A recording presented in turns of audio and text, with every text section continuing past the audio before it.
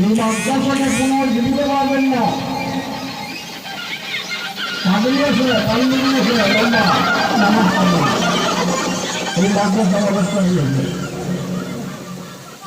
এই মাদ্রাসার অবস্থা হয়ে গেছে। এই জন্য এই মাদ্রাসাকে জিন্দা কর। যে সমস্ত বুজুর্গ এই মাদ্রাসার খুঁটি কেড়ে নিচ্ছে, ওনাদের কি আশা ছিল যে আমরা মারা যাব, এই মাদ্রাসাগুলো চলবে সব আল্লাহ আজাদ থেকে আমরা বাঁচে থাকবো। আমরা যে পাবলিক 1 টাকা 2 টাকা 100 200 করে ধান দেয় কেন দেয়? বড় করে নাজাতের জন্য, বড় করে যেটা আল্লাহ জাহান্নামে না দেয়। কিন্তু আজকে দেখা যায় চালা হয় মাদ্রাসা পড়া নাই, মাদ্রাসার ছাত্র নাই।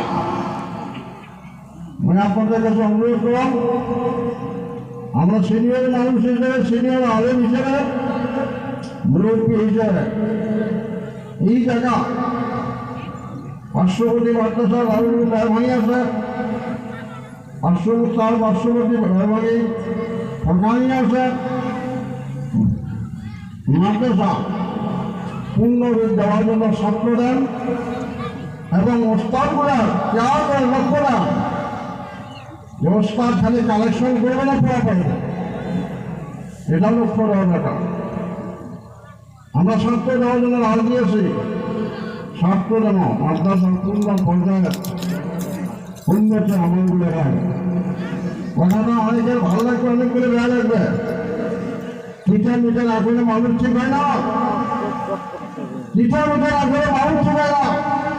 কেন মাদ্রাসা অবস্থায় লোক মাদ্রাসা কেন বানিয়েছে?